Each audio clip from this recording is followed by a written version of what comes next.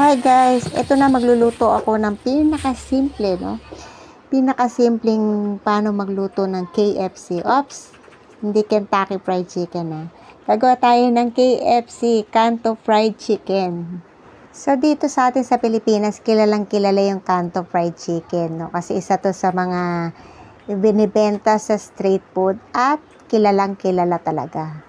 Siyempre, nugasan muna natin maigi at kailangan ma-drain natin ng maigi yung excess water dito sa chicken. Ito lang ang gagawin natin dyan, guys. Pinakamadali sa lahat. Nilagyan ko ng flour. Actually, yung flour ko is cake flour pa, ha? At nilagyan ko ng MSG, umami seasoning, and then powdered black pepper. At nilagyan ko ng isang egg. O, diba? Yun lang yung pinaka nilagay nating pampalasa. Hahaluin na natin to with my bare hands. Syempre, nakakamay lang ako guys, no? Hindi ako gumagamit ng gloves. Basta lang make sure na malinis yung kamay mo. Eto, nilagyan ko ng additional flour kasi nga nakita ko medyo malabnaw. At bago ko makalimutan yung salt, nilagay ko na rin.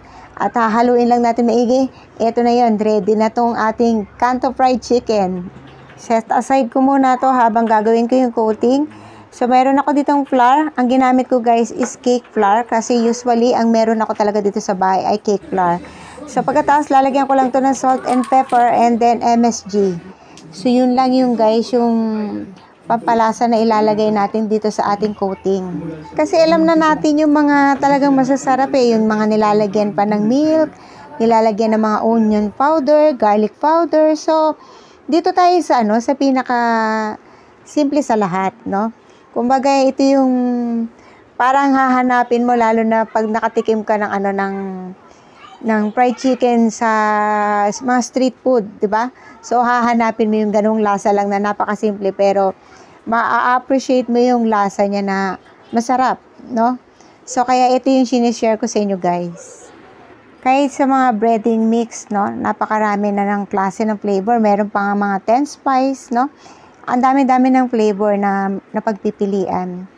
Kaya lang minsan talaga pag ganun, parang pag sobra ng sarap, hindi mo na parang malasahan yung totoong lasa ng chicken, no? So kaya gusto kong i-share sa inyo to.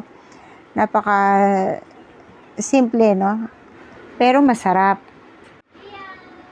Eto na, na-coat na natin lahat ito. So ang gagawin na lang natin dito, syempre piprito na natin. So, kung mapapansin nyo guys, wala ako laging ibinibigay na exact measurement, no? Kung gaano karami yung dapat na ilagay na pampalasa. Wala. Kasi, ang sa akin kasi guys, it depend on your taste, syempre, di ba? Ikaw yung magsasabi kung kailangan ba dagdagan ng salt. Yung ganon. So, nakadepende yun sa panlasa ng kakain. At dun sa magluluto.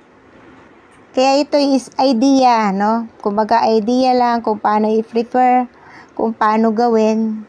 So, ganun yung sinishare ko sa inyo. Kasi kahit nung ako nagsisimula ako magluto, nakakabasa ako ng mga recipe.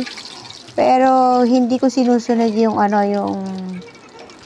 kung gaano karami yung kailangang ilagay na pampalasa, hindi. Kasi laging, syempre, ang susundin ko is yung panlasa ko, di ba?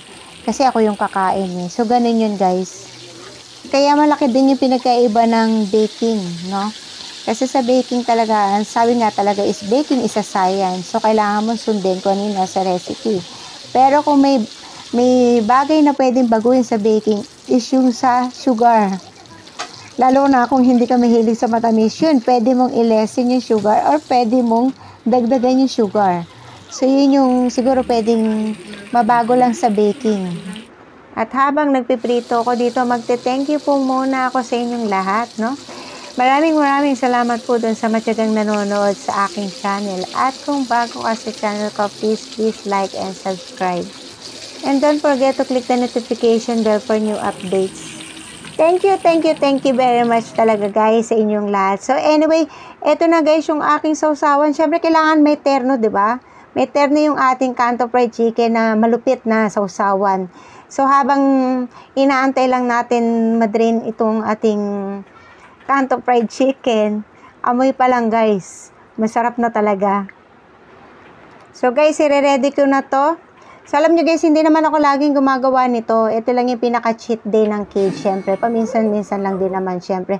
Kasi nga, hindi naman din maganda pag lagi rin naman kakain ng prito, no? Syempre, always remember health is wealth.